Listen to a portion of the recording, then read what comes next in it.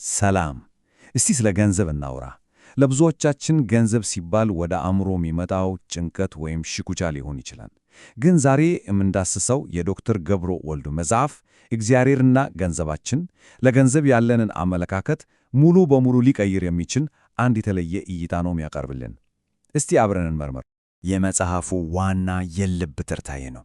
ገንዘብ ማለት የሀብታችን መለኪያ ሳይሆን የመንፈሳዊ ብስለታችን ማሳያ ነው የሚለው እውነትም ትልቅ ሐሳብ ነው። በሌላ አባባል ገንዘባችንን የምንይዝበት መንገድ ስለ እምነታችን ጥልቀት ብዙ ይናገራል።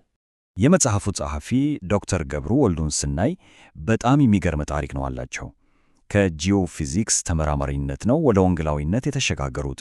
ያው የሳይንስ ሰው ሆኖ ከእምነት አገልጋይነት ጋር ማጣመራቸው ለገንዘብ ባላቸው እይታ ላይ በጣም የተለየና ጥልቅ የሆነ እይታ እንዲኖራቸው አድርጓል።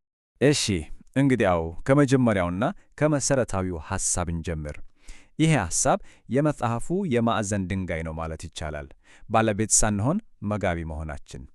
እስቲ ይሄ የምን ማለት እንደሆነ ጠለቅ ብለን እንየው። እዚህ ላይ ያለው ቁልፍ ልዩነት ይሄ ነው። ያለንን ነገር ሁሉ እንደ ራሳችን ንብረት ስናየው ጭንቀትና ፍርሃት ይዞን ይመጣል። ገበያው ሲወድቅ እንጨነቃለን፣ ስናጣ እንደክማለን። ነገር ግን እግዚአብሔር ባደራ እንደሰጠን ስናስብ ውስጣችን በሰላምና በኃላፊነት ስሜት ይሞላል። ታዲያ ይሄ የመጋቢነት አስተሳሰብ መሰረቱ ምንድን ነው? መሰረቱ መጽሐፍ ቅዱሳዊ ነው። ይህ ጥቅስ እንደሚያሳየው ሁሉም ነገር በመጨረሻ የእግዚአብሔር ነው፣ እኛ ደግሞ አደራ የተቀበልንን። ስለዚህ የምናስተዳድረው ገንዘብ የእኛ ሳይሆን የእርሱ ነው ከሚል መነሻ ነው የሚጀምረው።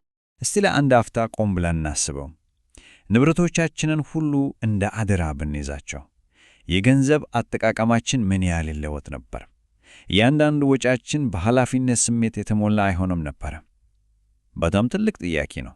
እሺ እንግዲህ ይህ የመጋቢነት አስተሳሰብ በንድፈ ሐሳብ ደረጃ ጥሩ ነው። በተግባርስ እንዴት ነው የምንኖረው? መጽሐፉ የሚያቀርበው አንዱ ቁልፍ መንገድ አስራት መስጠት ነው። ከመጋቢነት አስተሳሰብ በቀጥታ ወደ ተግባራዊ እርምጃ እየገባን ነው። የአስራት ጽንሰ ሐሳብ የሚጀምረው ከአንድ ቁጥር ነው፣ 10%። ግን ይሄ ቁጥር ከየት መጣ?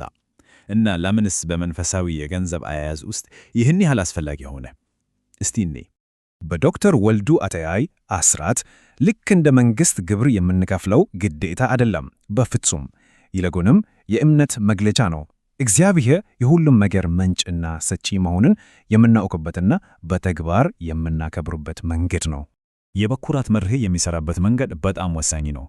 ገበያችንን ስናገኝ ከምንም አይነት ወጪ በፊት የመጀመሪያውን 10% ለእግዚአብሔር እንሰጣለን። ይህ ድርጊት የቀሩትን 90% እንደሚባርክና እንደሚጠበቅ ይታመናል። ቅደም ተከተሉ እዚህ ላይ በጣም ቁልፍ ነው። አስራት መስጠት ውጫዊ ድርጊት ነው፣ ግን መጽሐፉ ከዚያም በላይ ጠለቅ ይላል። እውነተኛው ትግል የሚካሄደው እኮ አእምሮአችን ውስጥ ነው ይላል። ስለዚህ ይህንን ድርጊት ከሚከለክሉን ውስጣዊ እሳቤዎች ጋር መታገል አለብን። ጸሐፊው እንደሚሉት የገንዘብ ችግሮቻችን ጥልቅ መንፈሳዊ ስር ሊኖራቸው ይችላል። ይህንን የድህነት መንፈስ ወይም የትውልድ አስተሳሰብ ብለው ይጠሩታል። ያ ማለት ለእኔ አይበቃም፣ ሁሌም እቸገራለሁ የሚል ከትውልድ ሊወረስ የሚችል ወይም በልምድ የሚፈጠር የሥነ ልቦናና መንፈሳዊ ስርዓት ነው።